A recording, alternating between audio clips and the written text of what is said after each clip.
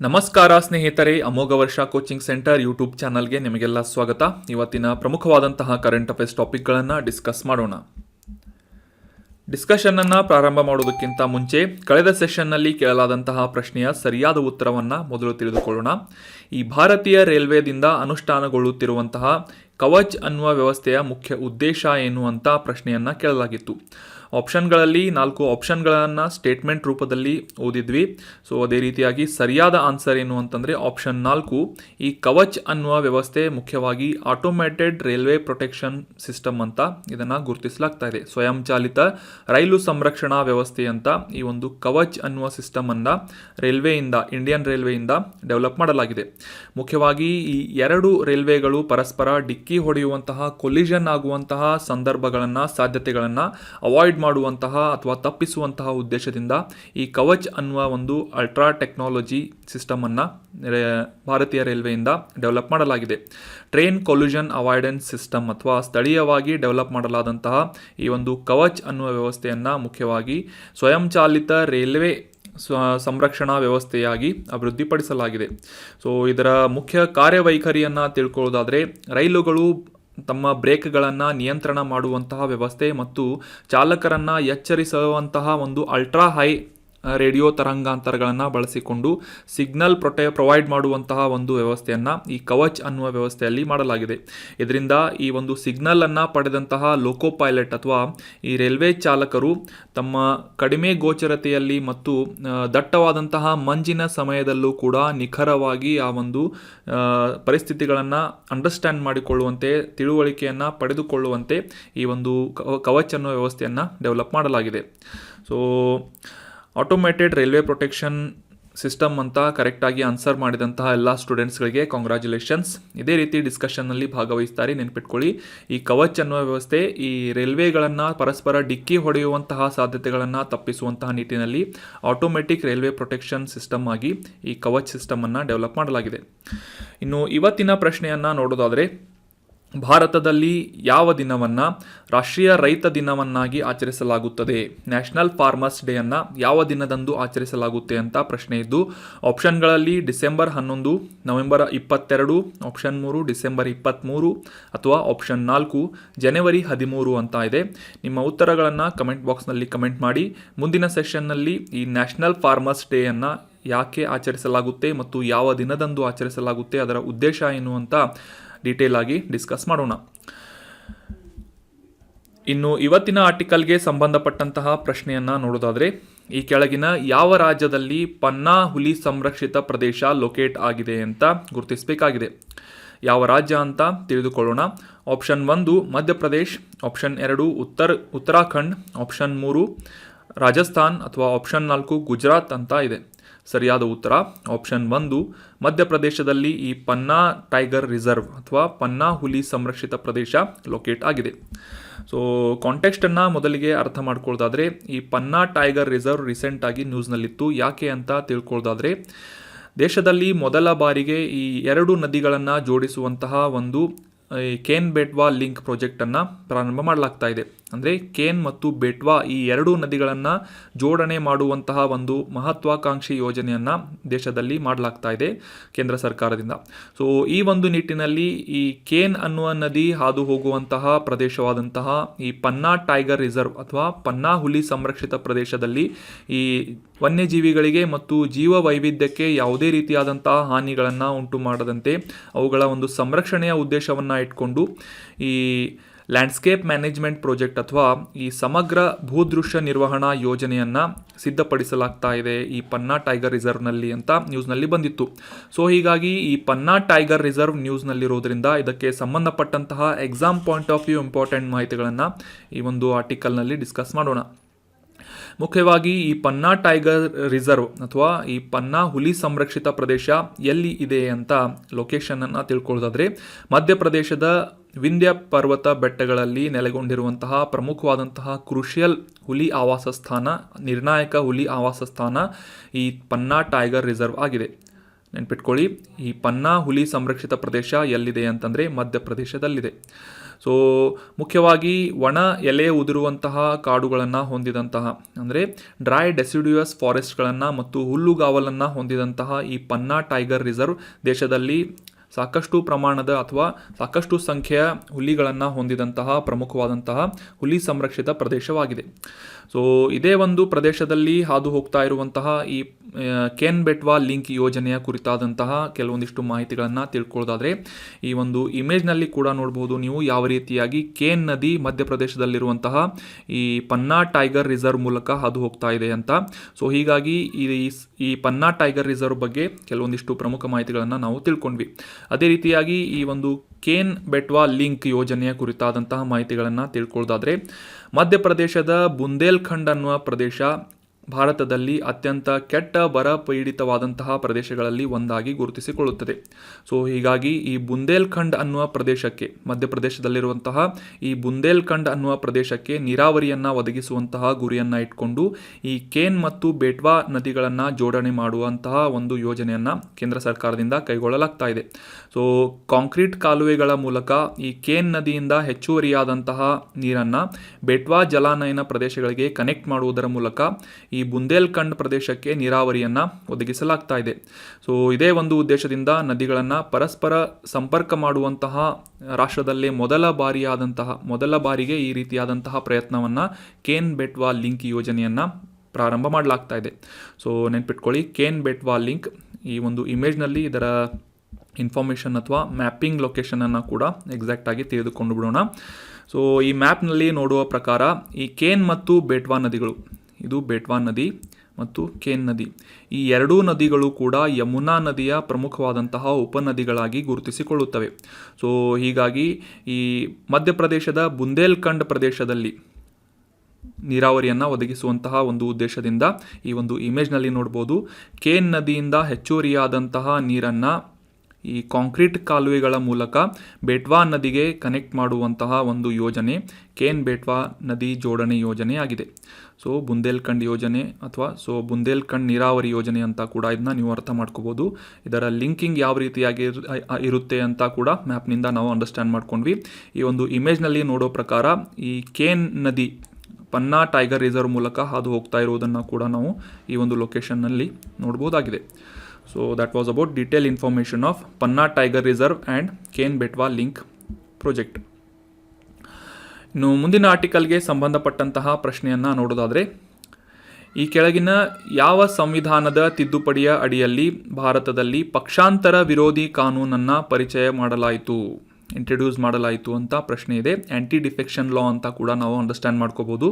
So ಯಾವ ಒಂದು ತಿದ್ದುಪಡಿ ಅಂತ ತಿಳ್ಕೊಳ್ಳೋದಾದರೆ, ಆಪ್ಷನ್ 1 42ನೇ ಸಂವಿಧಾನದ ತಿದ್ದುಪಡಿ, ಆಪ್ಷನ್ 2 44ನೇ ಸಂವಿಧಾನದ ತಿದ್ದುಪಡಿ, ಅಥವಾ ಆಪ್ಷನ್ 3 52ನೇ ಕಾನ್ಸ್ಟಿಟ್ಯೂಷನಲ್ ಅಮೆಂಡ್ಮೆಂಟ್ ಆ್ಯಕ್ಟ್, ಅಥವಾ ಆಪ್ಷನ್ 4 56ನೇ ತಿದ್ದುಪಡಿ ಅಂತ ಇದೆ.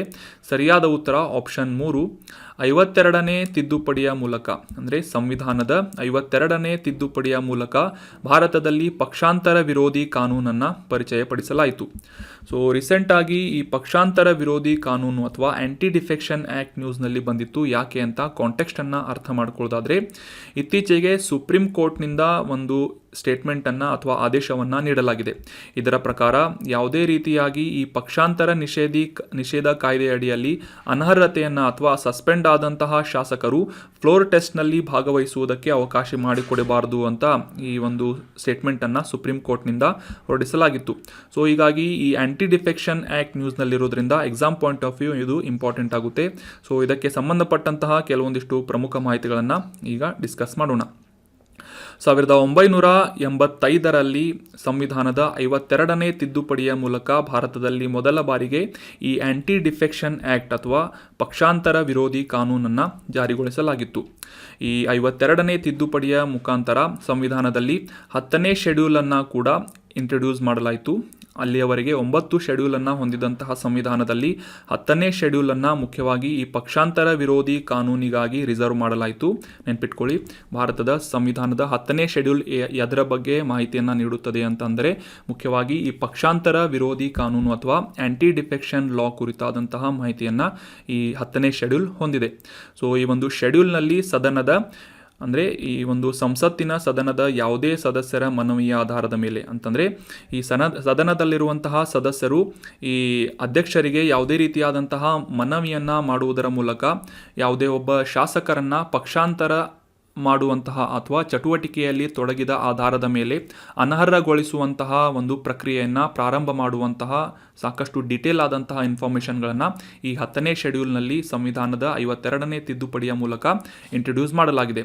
ಮುಖ್ಯವಾಗಿ ಈ 10ನೇ ಶೆಡ್ಯೂಲ್ ಕೇಂದ್ರ ಮತ್ತು ರಾಜ್ಯ ಶಾಸಕಾಂಗ ಎರಡೂ ರೀತಿಯಾದಂತಹ ವ್ಯವಸ್ಥೆಗಳಿಗೆ ಅನ್ವಯವಾಗುವಂತೆ ಈ 10ನೇ ಶೆಡ್ಯೂಲನ್ನು ಪ್ರಿಪೇರ್ ಮಾಡಲಾಗಿದ್ದು, ಈ ಪಕ್ಷಾಂತರ ವಿರೋಧಿ ಕಾನೂನನ್ನು 1985ರಲ್ಲಿ 52ನೇ ತಿದ್ದುಪಡಿಯ ಮುಖಾಂತರ ಇಂಟ್ರೊಡ್ಯೂಸ್ ಮಾಡುವಂತಹ ಒಂದು ಮುಖ್ಯ ಉದ್ದೇಶ ಅಥವಾ ಗುರಿ ಏನು ಅಂತ ತಿಳ್ಕೊಳ್ಳೋದಾದರೆ, ಯಾವುದೇ ವ್ಯಕ್ತಿ ಆಯ್ಕೆಯಾದಂಥ ನಂತರ ಅಂದರೆ ಈ ಚುನಾವಣೆ ನಡೆದು ಚುನಾಯಿತರಾದಂತಹ ಶಾಸಕರಾಗಿರ್ಬೋದು ಅಥವಾ ಸಚಿವರಾಗಿರ್ಬೋದು ತಮ್ಮ ವೈಯಕ್ತಿಕ ಹಿತಾಸಕ್ತಿಯ ಒಂದು ಅನುಸಾರವಾಗಿ ಯಾವುದೇ ರೀತಿಯಾದಂತಹ ರಾಜಕೀಯ ಪಕ್ಷಗಳನ್ನು ಬದಲಾಯಿಸುವಂತಹ ಒಂದು ಚಟುವಟಿಕೆಯನ್ನು ತಡೆಯುವಂತಹ ಉದ್ದೇಶದಿಂದ ಪಕ್ಷಾಂತರಗಳನ್ನು ತಡೆಯುವುದು ಮತ್ತು ಈ ರಾಜಕೀಯದಲ್ಲಿ ಸ್ಥಿರತೆಯನ್ನು ಕಾಪಾಡುವಂತಹ ನಿಟ್ಟಿನಲ್ಲಿ ಮತ್ತು ಈ ಭಾರತದಲ್ಲಿ ಪ್ರಜಾಪ್ರಭುತ್ವದ ಒಂದು ಸ್ಫೂರ್ತಿಯನ್ನು ಬಲಪಡಿಸುವಂತಹ ಉದ್ದೇಶವನ್ನು ಇಟ್ಕೊಂಡು ಅಷ್ಟೇ ಅಲ್ಲದೆ ಈ ರಾಜಕೀಯ ಪಕ್ಷಗಳಿಗೆ ಆ ಒಂದು ಸದಸ್ಯರೇನಿರ್ತಾರೆ ಹೆಚ್ಚು ಜವಾಬ್ದಾರಿಯುತವಾಗಿ ಮತ್ತು ನಿಷ್ಠಾವಂತರಾಗಿ ಉಳಿಯುವಂತೆ ಕಾಪಾಡುವಂತಹ ಒಂದು ಉದ್ದೇಶವನ್ನು ಇಟ್ಕೊಂಡು ಭಾರತದಲ್ಲಿ ಪಕ್ಷಾಂತರ ವಿರೋಧಿ ಕಾನೂನನ್ನು ಜಾರಿಗೊಳಿಸಲಾಗಿತ್ತು. So that was about detail information of anti defection act ಅಥವಾ ಪಕ್ಷಾಂತರ ವಿರೋಧಿ ಕಾನೂನು. ಇದನ್ನೆಲ್ಲ ನೋಟ್ ಮಾಡಿ ಇಟ್ಕೊಳ್ಳಿ. So very important from examination point of view. ಇದಕ್ಕೆ ಸಂಬಂಧಪಟ್ಟಂಥ ಇನ್ನೂ ಹೆಚ್ಚಿನ ಮಾಹಿತಿಗಳನ್ನು ನೀವು ಪಾಲಿಟಿ ಅಥವಾ ನಿಮ್ಮ ಸಂವಿಧಾನದ ಬುಕ್ನಲ್ಲಿ ಸ್ಟ್ಯಾಂಡರ್ಡ್ ಬುಕ್ನಲ್ಲಿ ರಿವೈಸ್ ಮಾಡ್ಕೋಬಹುದು. ಇನ್ನು ಮುಂದಿನ ಆರ್ಟಿಕಲ್ಗೆ ಸಂಬಂಧಪಟ್ಟಂತಹ ಪ್ರಶ್ನೆ ಏನು ಅಂತ ನೋಡೋದಾದರೆ, ಅಡಾಪ್ಟ್ ಎ ಹೆರಿಟೇಜ್ ಅನ್ನುವ ಯೋಜನೆಯನ್ನು ಸರ್ಕಾರವು ಯಾವ ವರ್ಷದಲ್ಲಿ ಪ್ರಾರಂಭ ಮಾಡಿತು ಅಂತ ಪ್ರಶ್ನೆ ಇದೆ. ಆಪ್ಷನ್ 1 2014, ಆಪ್ಷನ್ 2 2015, ಆಪ್ಷನ್ 3 2017 ಅಥವಾ ಆಪ್ಷನ್ 4 2019 ಅಂತ ಇದೆ. ಸರಿಯಾದ ಉತ್ತರ ಆಪ್ಷನ್ 3 2017ನೇ ಇಸವಿಯಲ್ಲಿ ಈ ಅಡಾಪ್ಟ್ ಎ ಹೆರಿಟೇಜ್ ಅನ್ನುವ ಒಂದು ಮಹತ್ವಾಕಾಂಕ್ಷಿ ಯೋಜನೆಯನ್ನು ಸರ್ಕಾರದಿಂದ ಪ್ರಾರಂಭ ಮಾಡಲಾಯಿತು. ಮುಖ್ಯವಾಗಿ ಈ ಯಾವುದೇ ರೀತಿಯಾದಂತಹ ಪರಂಪರೆಯ ತಾಣಗಳನ್ನು ಅಥವಾ ಈ ಪರಂಪರೆಯ ಒಂದು ದೃಷ್ಟಿಯಿಂದ ಅವುಗಳನ್ನು ಕಾಪಾಡುವಂತಹ ಕೆಲವೊಂದಿಷ್ಟು ಪ್ರಮುಖ ತಾಣಗಳನ್ನು ಸೈಟ್ಸ್ಗಳನ್ನು ರಕ್ಷಿಸುವಂತಹ ಮತ್ತು ಆ ತಾಣಗಳನ್ನು ಅಭಿವೃದ್ಧಿಪಡಿಸುವಂತಹ ಉದ್ದೇಶದಿಂದ ಅಡಾಪ್ಟ್ ಎ ಹೆರಿಟೇಜ್ ಅನ್ನುವ ಒಂದು ಯೋಜನೆಯನ್ನು ಪ್ರಾರಂಭ ಮಾಡಲಾಗಿತ್ತು 2017ರಲ್ಲಿ. ಸೊ ಇದಕ್ಕೆ ಸಂಬಂಧಪಟ್ಟಂತಹ ಇನ್ನೂ ಹೆಚ್ಚಿನ ಮಾಹಿತಿಗಳನ್ನು ಈ ಒಂದು ಆರ್ಟಿಕಲ್ನಲ್ಲಿ ಡಿಸ್ಕಸ್ ಮಾಡೋಣ. ಮೊದಲಿಗೆ ಈ ಕಾಂಟೆಕ್ಸ್ಟನ್ನು ಅರ್ಥ ಮಾಡ್ಕೊಳ್ಳೋದಾದರೆ, ಭಾರತದಲ್ಲಿ ಟೂರಿಸಂ ಅಥವಾ ಪ್ರವಾಸೋದ್ಯಮವನ್ನು ಇಂಪ್ರೂವ್ ಮಾಡುವಂತಹ ನಿಟ್ಟಿನಲ್ಲಿ ಸರ್ಕಾರದಿಂದ ಅಡಾಪ್ಟ್ ಎ ಹೆರಿಟೇಜ್ ಅನ್ನುವ ಯೋಜನೆಯನ್ನು ಪ್ರಾರಂಭ ಮಾಡಲಾಗಿತ್ತು. ಸೊ ಇತ್ತೀಚೆಗೆ ಯುನೈಟೆಡ್ ಸ್ಟೇಟ್ಸ್ ಆಫ್ ಅಮೆರಿಕಾ ಅಥವಾ ಅಮೆರಿಕದ ಒಬ್ಬ ಪುರಾತತ್ವ ಶಾಸ್ತ್ರಜ್ಞರಿಂದ ಈ ಒಂದು ಯೋಜನೆಯ ಬಗ್ಗೆ ಟೀಕೆಗಳನ್ನು ಕೇಳಲಾಗಿದೆ ಅಥವಾ ಈ ಒಂದು ಯೋಜನೆಯ ಬಗ್ಗೆ ಟೀಕಿಸಿದ್ದಾರೆ ಅಂತ ನ್ಯೂಸ್ನಲ್ಲಿ ಬಂದಿತ್ತು. ಸೊ ಹೀಗಾಗಿ ಅಡಾಪ್ಟ್ ಎ ಹೆರಿಟೇಜ್ ಅಥವಾ ಈ ಪರಂಪರೆಯ ತಾಣಗಳನ್ನು ಅಳವಡಿಸಿಕೊಂಡು ಅಥವಾ ದತ್ತು ತೆಗೆದುಕೊಂಡು ಅಭಿವೃದ್ಧಿಪಡಿಸುವಂತಹ ನಿಟ್ಟಿನಲ್ಲಿ ಯೋಜನೆಯನ್ನು ಜಾರಿಗೊಳಿಸುವಂತಹ ಯೋಜನೆ ಅಡಾಪ್ಟ್ ಎ ಹೆರಿಟೇಜ್ ಅನ್ನುವ ಯೋಜನೆಯಾಗಿದೆ. ಇದರ ಪೂರ್ತಿಯಾದಂತಹ ಹೆಸರನ್ನು ತಿಳ್ಕೊಳ್ಳೋದಾದರೆ, adopt a heritage Apni Dharohar Apni Pehchaan, adopt a heritage Apni Dharohar Apni Pehchaan ಅನ್ನುವ ಯೋಜನೆಯನ್ನು ಸರ್ಕಾರದಿಂದ 2017ನೇ ಇಸವಿಯಲ್ಲಿ ವಿಶ್ವ ಪ್ರವಾಸೋದ್ಯಮ ದಿನದಂದು ಅಂದರೆ ಸೆಪ್ಟೆಂಬರ್ 27ರಂದು ಮೊದಲ ಬಾರಿಗೆ ಇಂಟ್ರೊಡ್ಯೂಸ್ ಮಾಡಲಾಗಿತ್ತು. ಸೊ ಆಗಲೇ ತಿಳಿಸಿದ ಹಾಗೆ ದೇಶದಾದ್ಯಂತ ಇರುವಂತಹ ಪ್ರಮುಖ ಪ್ರವಾಸಿ ತಾಣಗಳು ಮತ್ತು ಪರಂಪರೆಯ ತಾಣಗಳನ್ನು ಯಾವುದೇ ಒಬ್ಬ ಸಮರ್ಥವಾದಂತಹ ವ್ಯಕ್ತಿ ಅಥವಾ ಸಂಸ್ಥೆಗಳಿಂದ ಅಡಾಪ್ಟ್ ಮಾಡಿಕೊಂಡು ಅವುಗಳನ್ನು ಡೆವಲಪ್ ಮಾಡುವಂತಹ ಮತ್ತು ಪ್ರವಾಸೋದ್ಯಮಕ್ಕೆ ಅನುಕೂಲ ಮಾಡುವಂತೆ ಅಲ್ಲಿ ಕೆಲವೊಂದಿಷ್ಟು ಮೂಲ ಸೌಕರ್ಯಗಳನ್ನು ಅಭಿವೃದ್ಧಿಪಡಿಸುವಂತಹ ಯೋಜನೆ ಅಡಾಪ್ಟ್ ಹೆರಿಟೇಜ್ ಯೋಜನೆ ಆಗಿದೆ.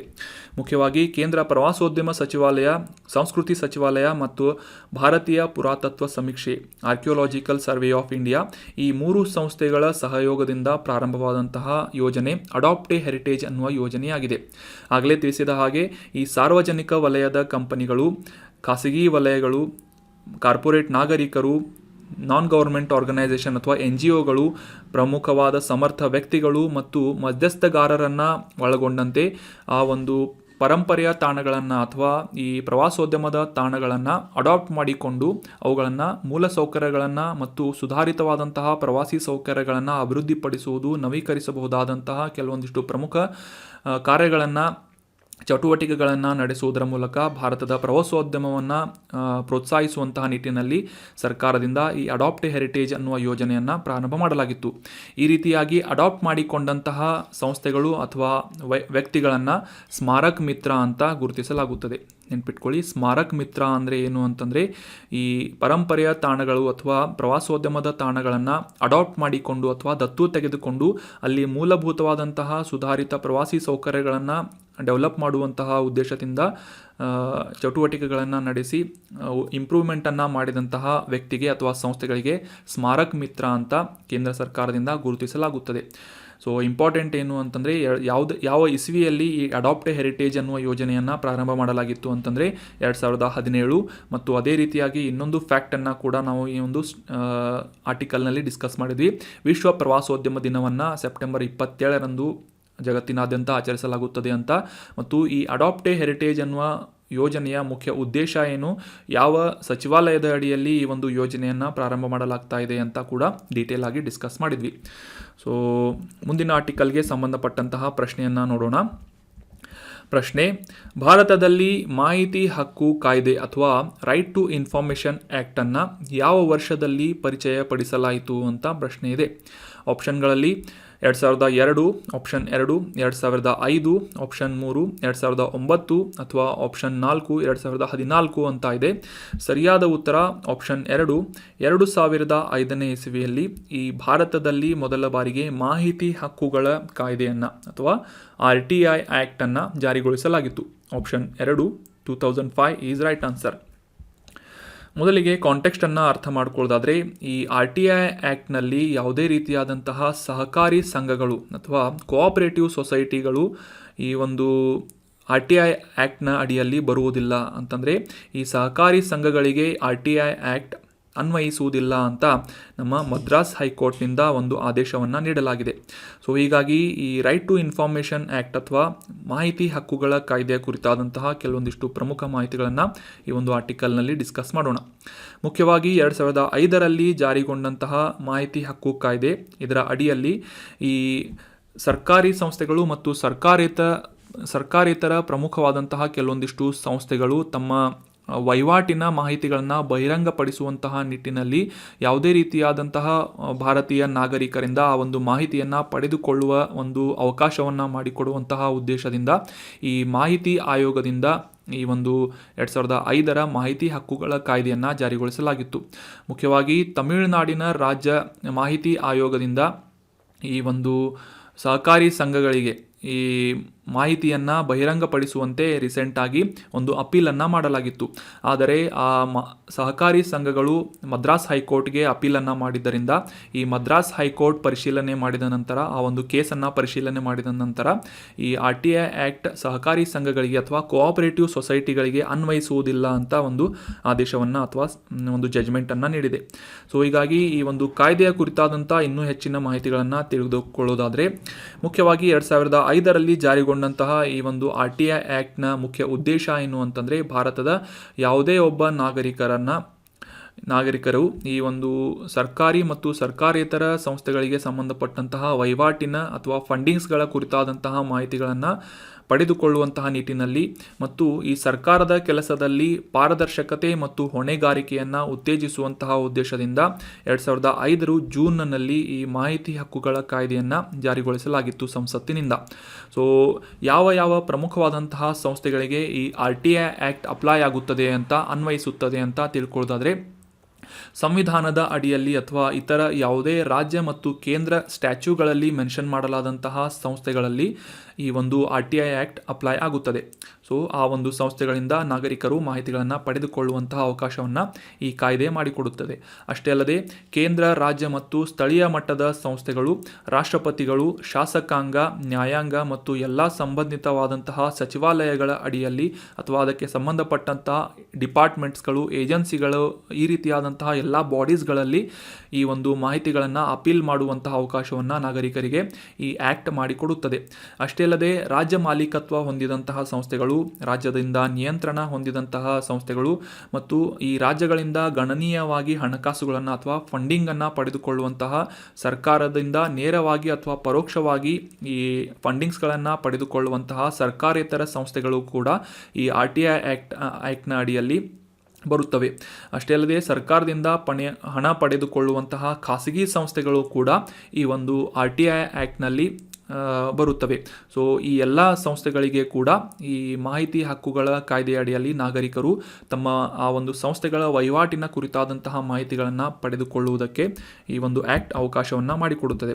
ಆದರೆ ಕೆಲವೊಂದಿಷ್ಟು ವಿಷಯಗಳಲ್ಲಿ ಎಕ್ಸೆಪ್ಷನ್ಗಳನ್ನು ಅಥವಾ ವಿನಾಯಿತಿಗಳನ್ನು ಕೂಡ ಮಾಡಲಾಗಿದ್ದು, ದೇಶದ ಭದ್ರತೆ ಮತ್ತು ಗುಪ್ತಚರ ಈ ರೀತಿಯಾದಂತಹ ಸಂಸ್ಥೆಗಳಿಗೆ, ಏಜೆನ್ಸಿಗಳಿಗೆ ಸಂಬಂಧಪಟ್ಟಂತೆ ಯಾವುದೇ ರೀತಿಯಾದಂತಹ ಮಾಹಿತಿಯನ್ನು ಬಹಿರಂಗಪಡಿಸುವಂತಹ ಅವಕಾಶವನ್ನು ಈ ಒಂದು ಕಾಯ್ದೆಯಲ್ಲಿ ಮಾಡಿಕೊಟ್ಟಿಲ್ಲ. ಸೊ ಈ ಭದ್ರತೆ ಮತ್ತು ಗುಪ್ತಚರ ಏಜೆನ್ಸಿಗಳಿಗೆ ಎಕ್ಸೆಪ್ಷನ್ಗಳನ್ನು ನೀಡಲಾಗಿದೆ. ಅದೇ ರೀತಿಯಾಗಿ ಮದ್ರಾಸ್ ಹೈಕೋರ್ಟ್ನಿಂದ ನೀಡಲಾದಂತಹ ಒಂದು ಆದೇಶದಿಂದ ನಮಗೆ ಈಗ ಜಸ್ಟ್ ನಾವು ಡಿಸ್ಕಸ್ ಮಾಡಿದ್ವಿ ಕಾಂಟೆಕ್ಸ್ಟನ್ನು, ಈ ಸಹಕಾರಿ ಸಂಘಗಳು ಅಥವಾ ಕೋಆಪರೇಟಿವ್ ಸೊಸೈಟಿಗಳು ಕೂಡ ಈ RTI ಆ್ಯಕ್ಟ್ ಅಥವಾ RTI ಕಾಯ್ದೆಯ ಅಡಿಯಲ್ಲಿ ಬರುವುದಿಲ್ಲ.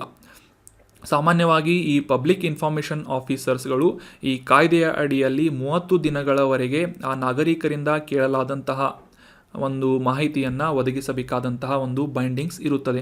ಅಷ್ಟೇ ಅಲ್ಲದೆ ನಾಗರಿಕ ಜೀವನ ಮತ್ತು ಸ್ವಾತಂತ್ರ್ಯದ ಬಗ್ಗೆ ಮಾಹಿತಿಗಳನ್ನು ಕೋರುವಂತಹ ಕೆಲವೊಂದಿಷ್ಟು ಅರ್ಜಿಗಳಿಗೆ 48 ಗಂಟೆಯ ಒಳಗೆ ಅಂದರೆ 2 ದಿನಗಳವರೆಗೆ ಈ ಒಂದು ಇನ್ಫಾರ್ಮೇಷನನ್ನು ಅಥವಾ ಆ ಒಂದು ರೆಸ್ಪಾನ್ಸನ್ನು ನೀಡಬೇಕಾದಂತಹ ಒಂದು ಬೈಂಡಿಂಗ್ಸ್ ಈ ಒಂದು ಪಬ್ಲಿಕ್ ಇನ್ಫಾರ್ಮೇಷನ್ ಆಫೀಸರ್ಗಳ ಮೇಲೆ ಇರುತ್ತದೆ. ಇನ್ ಕೇಸ್ ಆ ಒಂದು ಇನ್ಫಾರ್ಮೇಷನನ್ನು ಬಹಿರಂಗಪಡಿಸಲು ಸಾಧ್ಯವಿಲ್ಲ ಅನ್ನೋದಾದರೆ 48 ಗಂಟೆಗಳವರೆಗೆ ಆ ಒಂದು ಇನ್ಫಾರ್ಮೇಷನನ್ನು ರಿಜೆಕ್ಟ್ ಮಾಡುವುದು ಅಥವಾ ನಿರಾಕರಿಸುವಂತಹ ಅವಕಾಶ ಕೂಡ ಈ PIO ಅಥವಾ ಪಬ್ಲಿಕ್ ಇನ್ಫಾರ್ಮೇಷನ್ ಆಫೀಸರ್ಸ್ಗಳಿಗೆ ಇರುತ್ತದೆ. So that was about detailed information of ಮಾಹಿತಿ ಹಕ್ಕುಗಳ ಕಾಯ್ದೆ. ಇದನ್ನು 2005ರಲ್ಲಿ ಮೊದಲ ಬಾರಿಗೆ ಜಾರಿಗೊಳಿಸಲಾಗಿತ್ತು. ಇದರ ಮುಖ್ಯ ಉದ್ದೇಶ ಏನು ಅಂತಂದರೆ, ಸರ್ಕಾರದ ಕೆಲಸದಲ್ಲಿ ಟ್ರಾನ್ಸ್ಪರೆನ್ಸಿ ಮತ್ತು ಅಕೌಂಟಬಿಲಿಟಿ ಅಥವಾ ಪಾರದರ್ಶಕತೆ ಮತ್ತು ಹೊಣೆಗಾರಿಕೆಯನ್ನು ಉತ್ತೇಜಿಸುವಂತಹ ನಿಟ್ಟಿನಲ್ಲಿ ಈ ಒಂದು ಕಾಯ್ದೆಯನ್ನು ಜಾರಿಗೊಳಿಸಲಾಗಿತ್ತು. ಇನ್ನು ಮುಂದಿನ ಆರ್ಟಿಕಲ್ಗೆ ಸಂಬಂಧಪಟ್ಟಂತಹ ಪ್ರಶ್ನೆಯನ್ನು ನೋಡೋದಾದರೆ, ಈ ಕೆಳಗಿನ ಯಾವ ರಾಷ್ಟ್ರಗಳ ವಾಯುಪಡೆಗಳ ನಡುವೆ ಶೀನ್ಯೂ ಮೈತ್ರಿ ಅನ್ನುವ ವಾಯು ವ್ಯಾಯಾಮವನ್ನು ಅಥವಾ ಏರ್ ಎಕ್ಸಸೈಸನ್ನು ಕಂಡಕ್ಟ್ ಮಾಡಲಾಗುತ್ತದೆ ಅಂತ ಪ್ರಶ್ನೆ ಇದೆ. ಶೀನ್ಯೂ ಮೈತ್ರಿ ಅಂತ ನೆನ್ಪಿಟ್ಕೊಳ್ಳಿ. ಸೊ ಯಾವ ದೇಶಗಳು ಅಂತ ಗುರುತಿಸೋದಾದರೆ, ಆಪ್ಷನ್ 1 ಭಾರತ ಮತ್ತು ಶ್ರೀಲಂಕಾ, ಆಪ್ಷನ್ 2 ಚೀನಾ ಮತ್ತು ಭಾರತ, ಆಪ್ಷನ್ 3 ಭಾರತ ಮತ್ತು ನೇಪಾಳ, ಅಥವಾ ಆಪ್ಷನ್ 4 ಜಪಾನ್ ಮತ್ತು ಭಾರತ ಅಂತ ಇದೆ. ಶೀನ್ಯೂ ಮೈತ್ರಿ ಅನ್ನುವ ಏರ್ ಡಿಫೆನ್ಸ್ ಎಕ್ಸಸೈಸನ್ನು ಭಾರತ ಮತ್ತು ಜಪಾನ್ ದೇಶಗಳ ವಾಯುಪಡೆಗಳ ನಡುವೆ ನಡೆಸಲಾಗುತ್ತದೆ. Option 4 Japan and India is right answer. ಮೊದಲಿಗೆ ಕಾಂಟೆಕ್ಸ್ಟನ್ನು ಅರ್ಥ ಮಾಡ್ಕೊಳ್ಳೋದಾದರೆ, ಈ ಶೀನ್ಯೂ ಮೈತ್ರಿ ಅನ್ನುವ ಯುದ್ಧ ವ್ಯಾಯಾಮದಲ್ಲಿ ಭಾಗವಹಿಸುವಂತಹ ನಿಟ್ಟಿನಲ್ಲಿ ಭಾರತದ ವಾಯುಪಡೆ ಮತ್ತು ಜಪಾನಿನ ಏರ್ ಸೆಲ್ಫ್ ಡಿಫೆನ್ಸ್ ಫೋರ್ಸ್ಗಳು ಭಾಗವಹಿಸಲಿವೆ ಅಂತ ರೀಸೆಂಟಾಗಿ ನ್ಯೂಸ್ನಲ್ಲಿ ಬಂದಿತ್ತು. ಸೊ ಹೀಗಾಗಿ ಈ ಯುದ್ಧ ವ್ಯಾಯಾಮ ಶೀನ್ಯೂ ಮೈತ್ರಿಯ ಕುರಿತಾದಂತಹ ಕೆಲವೊಂದಿಷ್ಟು ಪ್ರಮುಖ ಮಾಹಿತಿಗಳನ್ನು ಈ ಒಂದು ಆರ್ಟಿಕಲ್ನಲ್ಲಿ ಡಿಸ್ಕಸ್ ಮಾಡೋಣ. ಆಗಲೇ ತಿಳಿಸಿದ ಹಾಗೆ ಭಾರತ ಮತ್ತು ಈ ಜಪಾನ್ ದೇಶಗಳ ಏರ್ಫೋರ್ಸ್ಗಳು ಅಥವಾ ವಾಯುಪಡೆಗಳು ಭಾಗವಹಿಸುವಂತಹ ದ್ವಿಪಕ್ಷೀಯವಾದಂತಹ ಮಿಲಿಟರಿ ಏರ್ ಡಿಫೆನ್ಸ್ ಎಕ್ಸಸೈಸ್ ಈ ಒಂದು ಶೀನ್ಯೂ ಮೈತ್ರಿ ಆಗಿದೆ. ಅಷ್ಟೇ ಅಲ್ಲದೆ ಈ ಭಾರತ ಮತ್ತು ಜಪಾನ್ ದೇಶಗಳ ನಡುವೆ ಆಲ್ರೆಡಿ ನಡೆಯುವಂತಹ ಈ ಭಾರತದ ಭೂಸೇನೆ ಮತ್ತು ಜಪಾನಿನ ಭೂಸೇನೆಗಳ ನಡುವೆ ನಡೆಯುವಂತಹ ಧರ್ಮಾ ಗಾರ್ಡಿಯನ್ ಅನ್ನುವ ಈ ಒಂದು ಡಿಫೆನ್ಸ್ ಎಕ್ಸಸೈಸ್ನ ಸೈಡ್ಲೈನ್ ಆಗಿ ಈ ಶೀನ್ಯೂ ಮೈತ್ರಿ ಅನ್ನುವ ಏರ್ ಡಿಫೆನ್ಸ್ ಎಕ್ಸಸೈಸನ್ನು ಕಂಡಕ್ಟ್ ಮಾಡಲಾಗುತ್ತದೆ. ಈ ಧರ್ಮಾ ಗಾರ್ಡಿಯನನ್ನು ಈ ಎರಡೂ ದೇಶಗಳ ಭೂಸೇನೆಗಳು ಭಾಗವಹಿಸುವುದರೊಂದಿಗೆ ಕಂಡಕ್ಟ್ ಮಾಡಲಾದರೆ, ಈ ಶೀನ್ಯೂ ಮೈತ್ರಿ ಅನ್ನುವ ಈ ಒಂದು ಯುದ್ಧ ವ್ಯಾಯಾಮವನ್ನು ಭಾರತ ಮತ್ತು ಜಪಾನಿನ ವಾಯುಪಡೆಗಳು ಭಾಗವಹಿಸುವುದರೊಂದಿಗೆ ಕಂಡಕ್ಟ್ ಮಾಡಲಾಗುತ್ತದೆ. ಇದೇ ಒಂದು ಶೀನ್ಯೂ ಮೈತ್ರಿ ಅನ್ನುವ ಯುದ್ಧ ವ್ಯಾಯಾಮದಲ್ಲಿ ಭಾರತದ ಏರ್ಫೋರ್ಸ್ನ ತೂಕಡಿ ಒಂದು C-17 ಗ್ಲೋಬ್ ಮಾಸ್ಟರ್ 3 ಅನ್ನುವ ವಿಮಾನ ಇದು. ಸೊ ಈ ಒಂದು ವಿಮಾನದೊಂದಿಗೆ ವ್ಯಾಯಾಮದಲ್ಲಿ ಭಾಗವಹಿಸ್ತಾ ಇದೆ. ಸೊ ಮುಖ್ಯವಾಗಿ ಮೊದಲ ಹಂತದಲ್ಲಿ ಈ ಎರಡೂ ದೇಶಗಳ ಸಾರಿಗೆ ಕಾರ್ಯಾಚರಣೆಗಳು, ಸೊ ಈ ಟ್ರಾನ್ಸ್ಪೋರ್ಟೇಷನ್ಗೆ ಸಂಬಂಧಪಟ್ಟಂತಹ ಆಪರೇಷನ್ಗಳನ್ನು ಮತ್ತು ಈ ಟ್ಯಾಕ್ಟಿಕಲ್ ಸ್ಕಿಲ್ಗಳನ್ನು ಪರಸ್ಪರ ಚರ್ಚೆ ಮಾಡುವಂತಹ, ಹಂಚಿಕೊಳ್ಳುವಂತಹ ಅಥವಾ ಯುದ್ಧ ತಂತ್ರದ ಕುಶಲತೆಗಳನ್ನು ಪರಸ್ಪರ ಚರ್ಚೆ ಮಾಡಿಕೊಂಡು ಹಂಚಿಕೊಳ್ಳುವಂತಹ ಒಂದು ಎಕ್ಸ್ಪೀರಿಯನ್ಸ್ಗಳನ್ನು ಶೇರ್ ಮಾಡುವಂತಹ ನಿಟ್ಟಿನಲ್ಲಿ ಈ ಶಿನ್ಯು ಮೈತ್ರಿ ಅನ್ನುವ ಯುದ್ಧ ವ್ಯಾಯಾಮವನ್ನು ಕಂಡಕ್ಟ್ ಮಾಡಲಾಗುತ್ತದೆ. ಈ C-17 ಮತ್ತು ಈ JASDF ಅಥವಾ ಜಪಾನಿನ ಏರ್ ಡಿಫೆನ್ಸ್ ಫೋರ್ಸ್ ಏನಿದೆ, ಇದು C2 ಅನ್ನುವ ಸಾರಿಗೆ ವಿಮಾನಗಳಿಂದ ಈ ಒಂದು ಫ್ಲೈಯಿಂಗ್ ಡ್ರಿಲ್ಗಳನ್ನು ಕೂಡ ಎರಡನೇ ಹಂತದಲ್ಲಿ ಈ ಶಿನ್ಯು ಮೈತ್ರಿ ಯುದ್ಧ ವ್ಯಾಯಾಮದಲ್ಲಿ ಭಾಗವಹಿಸುವುದರೊಂದಿಗೆ ಕ್ಯಾರಿಔಟ್ ಮಾಡ್ತಾ ಇವೆ. ಅಷ್ಟೇ ಅಲ್ಲದೆ ಈ ಒಂದು ಶಿನ್ಯು ಮೈತ್ರಿ ಅನ್ನುವ ಈ ಒಂದು ಯುದ್ಧ ವ್ಯಾಯಾಮವನ್ನು ಅಥವಾ ಬೈಲ್ಯಾಟ್ರಲ್ ಡಿಫೆನ್ಸ್ ಏರ್ ಎಕ್ಸಸೈಸನ್ನು ಕಂಡಕ್ಟ್ ಮಾಡುವಂತಹ ಮುಖ್ಯ ಉದ್ದೇಶ ಏನು ಅಂತ ತಿಳ್ಕೊಳ್ಳೋದಾದರೆ, ಈ ಜಪಾನ್ ಮತ್ತು ಭಾರತದ ಎರಡೂ ವಾಯುಪಡೆಗಳ ನಡುವೆ ಪರಸ್ಪರ ಅಂಡರ್ಸ್ಟ್ಯಾಂಡಿಂಗನ್ನು ಇಂಪ್ರೂವ್ ಮಾಡುವುದು ಅಥವಾ ಪರಸ್ಪರ ತಿಳುವಳಿಕೆಯನ್ನು ಇಂಪ್ರೂವ್ ಮಾಡುವುದು ಮತ್ತು ಪರಸ್ಪರ ಇಂಟರ್ ಆಪರೇಬಿಲಿಟಿಯನ್ನು ಅಥವಾ ಈ ಕಾರ್ಯಸಾಧ್ಯತೆಗಳನ್ನು ಹೆಚ್ಚಿಸುವಂತಹ ನಿಟ್ಟಿನಲ್ಲಿ ಡ್ರಿಲ್ಗಳನ್ನು ಮತ್ತು ಪ್ರಾಕ್ಟೀಸ್ಗಳನ್ನು ಕಂಡಕ್ಟ್ ಮಾಡುವುದು ಈ ಶಿನ್ಯು ಮೈತ್ರಿ ಅನ್ನುವ ಯುದ್ಧ ವ್ಯಾಯಾಮದ ಮುಖ್ಯ ಉದ್ದೇಶ ಆಗಿದೆ. So that was about detail information of Shinyuu Maitri. Bharat ಮತ್ತು ಜಪಾನ್ ದೇಶದ ಈ ವಾಯುಪಡೆಗಳ ನಡುವೆ ಈ ಶಿನ್ಯು ಮೈತ್ರಿ ಅನ್ನುವ ಯುದ್ಧ ವ್ಯಾಯಾಮವನ್ನು ಕಂಡಕ್ಟ್ ಮಾಡಲಾಗುತ್ತದೆ. So that was all about today's articles. ಈಗ ಡಿಸ್ಕಸ್ ಮಾಡಲಾದಂಥ ಎಲ್ಲ ಆರ್ಟಿಕಲ್ಸ್ಗಳನ್ನು ಮತ್ತೊಮ್ಮೆ ರಿವೈಸ್ ಮಾಡಿಬಿಡೋಣ. ಮೊದಲನೇ ಆರ್ಟಿಕಲ್ನಲ್ಲಿ ನಾವು ಈ ಪನ್ನಾ ಟೈಗರ್ ರಿಸರ್ವ್ ಕುರಿತಾದಂತಹ ಪ್ರಮುಖ ಮಾಹಿತಿಗಳನ್ನು ಡಿಸ್ಕಸ್ ಮಾಡಿದ್ವಿ. ಅದೇ ರೀತಿಯಾಗಿ ಕೇನ್ ಬೆಟ್ವಾ ಅನ್ನುವ ನದಿ ಜೋಡಣೆಯ ಕುರಿತಾದಂತಹ ಡೀಟೇಲ್ ಮಾಹಿತಿಗಳನ್ನು ಕೂಡ ಈ ಒಂದು ಇನ್ಫಾರ್ಮೇಷನನ್ನು ಆರ್ಟಿಕಲ್ನಲ್ಲಿ ಡಿಸ್ಕಸ್ ಮಾಡಿದ್ವಿ. ನಂತರದ ಆರ್ಟಿಕಲ್ನಲ್ಲಿ ಭಾರತದ 52ನೇ ಸಂವಿಧಾನದ ತಿದ್ದುಪಡಿಯ ಅಡಿಯಲ್ಲಿ ಜಾರಿಗೊಳಿಸಿದಂತಹ ಪಕ್ಷಾಂತರ ವಿರೋಧಿ ಕಾನೂನಿನ ಕುರಿತಾದಂತಹ ಮಾಹಿತಿಗಳನ್ನು ಡಿಸ್ಕಸ್ ಮಾಡಿದ್ವಿ. ನಂತರದ ಆರ್ಟಿಕಲ್ನಲ್ಲಿ ಅಡಾಪ್ಟ್ ಎ ಹೆರಿಟೇಜ್ ಅನ್ನುವ ಯೋಜನೆಯ ಕುರಿತಾದಂತಹ ಮಾಹಿತಿಗಳನ್ನು, ಈ ಒಂದು ಸ್ಕೀಮ್ ಕುರಿತಾದಂತಹ ಮಾಹಿತಿಗಳನ್ನು ಡೀಟೇಲ್ ಆಗಿ ಡಿಸ್ಕಸ್ ಮಾಡಿದ್ವಿ. ನಂತರದ ಆರ್ಟಿಕಲ್ನಲ್ಲಿ ರೈಟ್ ಟು ಇನ್ಫಾರ್ಮೇಷನ್ ಆ್ಯಕ್ಟ್ ಅಥವಾ ಮಾಹಿತಿ ಹಕ್ಕುಗಳ ಕಾಯ್ದೆಯ ಕುರಿತಾದಂತಹ ಸಾಕಷ್ಟು ಮಾಹಿತಿಗಳನ್ನು ಡಿಸ್ಕಸ್ ಮಾಡಿದ್ವಿ. ಯಾವ ಯಾವ ಸಂಸ್ಥೆಗಳು ಈ ಕಾಯ್ದೆಯ ಅಡಿಯಲ್ಲಿ ಬರುತ್ತವೆ ಮತ್ತು ಯಾವ ಯಾವ ಸಂಸ್ಥೆಗಳು ಇದರಲ್ಲಿ ಹೊರತುಪಡಿಸಲಾಗಿದೆ ಅಥವಾ ಎಕ್ಸೆಪ್ಷನ್ಗಳನ್ನು ನೀಡಲಾಗಿದೆ ಅಂತ ಡೀಟೇಲ್ ಆಗಿ ತಿಳ್ಕೊಂಡ್ವಿ.